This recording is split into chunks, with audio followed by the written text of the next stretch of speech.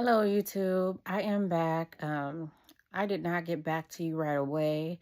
Um, my last video, I said that I would message after going to court, but I think a few days after I made that video, my grandmother ended up passing away, and then her funeral was last Thursday, so I wasn't able to get on after going to court, um, and I do apologize about that.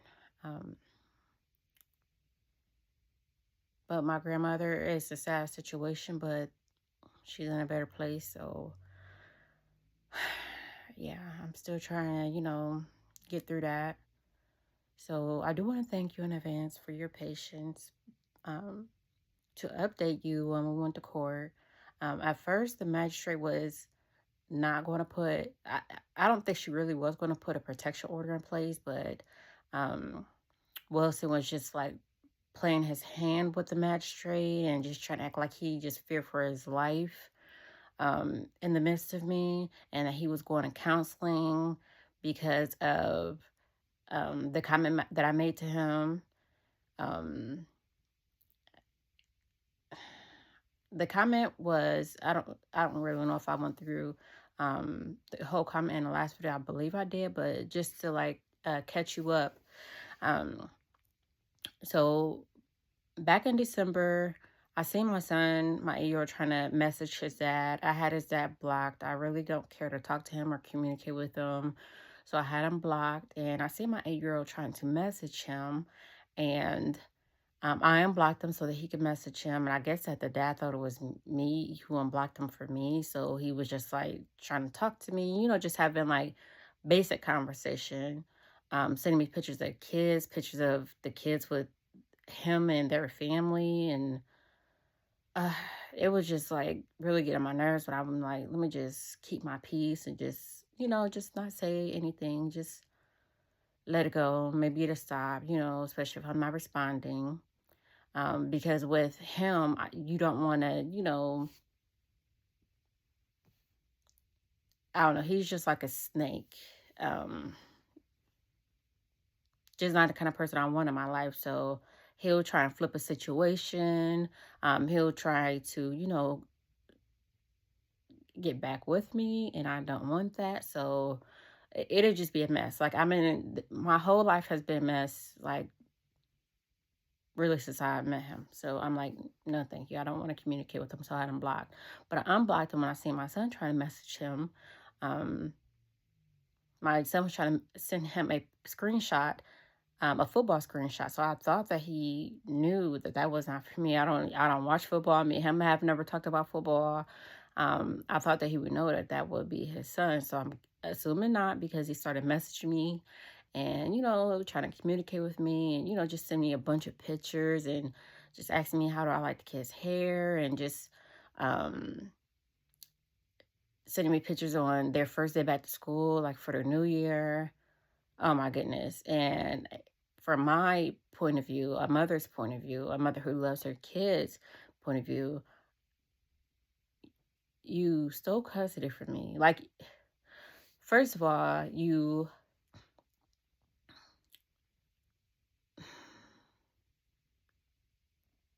wouldn't respect my boundaries. You purposely got me pregnant. If it was a physical abuse situation. I didn't want to put you in jail. I just wanted to move on from the situation. I didn't want to hurt you and your family by putting you in jail.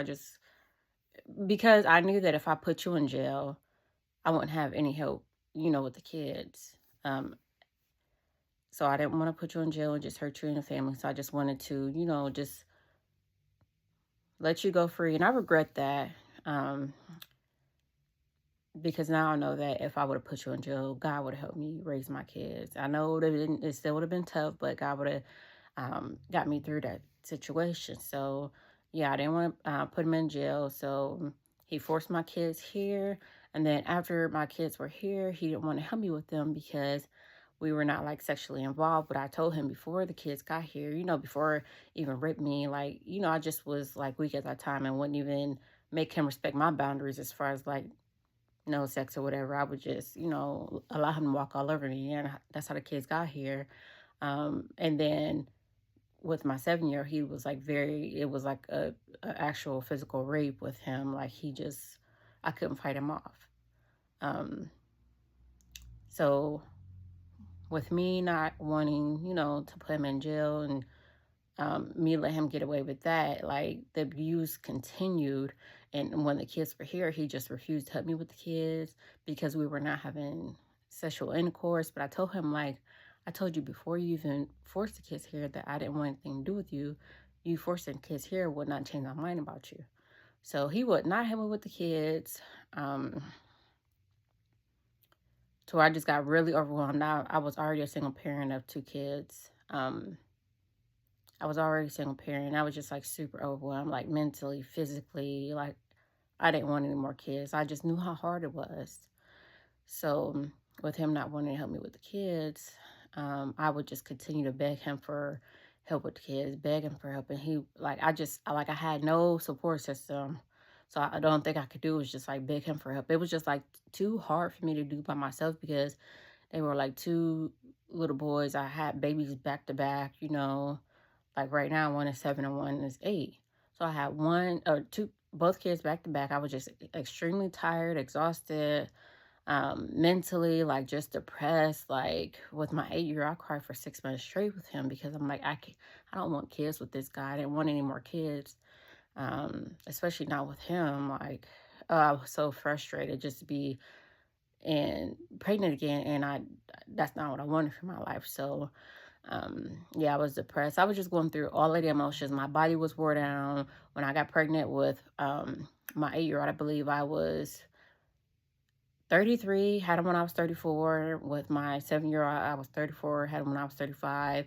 He was considered a geriatric pregnancy. So yeah, my body was really wore down, and especially having back to back like that, and at an older age like that. So I was just tired, tired, tired. So with me not having a support system, and then just like no help, I would just have to beg him for help. And that's when he would say, nope, nope, nope, because you won't have sex with me. So he would try and manipulate me, but I wouldn't give in. Um, but what I did give into was eventually, after asking him for so much help, he would say the only way that he was doing that was if he had custody. And I'm just thinking, like, I guess this is my only way to get some kind of help because I have no one. Like, it's just me, and I'm just tired. Um, I didn't want to do it. I didn't want to do it. But I just feel like I had no choice. Like that was it. Oh, I just regret that situation. I just regret it. And then what makes it so bad is the court date took place on my 8 years birthday. So, oh my goodness, that should have been a red flag to me. I mean, like I was hurt that it happened on his birthday, but it should have been a red flag to me to just like say no and just continue doing it by myself. But I know that everything happens for a reason. So God took me through this, to take me to bigger and better places, to grow me in Him, um, to cleanse me, my mind, my heart, my body, my soul, like, just to do a huge work on me. So I appreciate it. It hurts being away from my kids, but um, God doesn't bring any pain on us without purpose. So I'm just growing in it, and He's working on my faith, and He's taught me so much. He's like taught me how to depend on Him. He's just cleaned me up inside and out. Like teaching me so much that I appreciate, stuff that I did.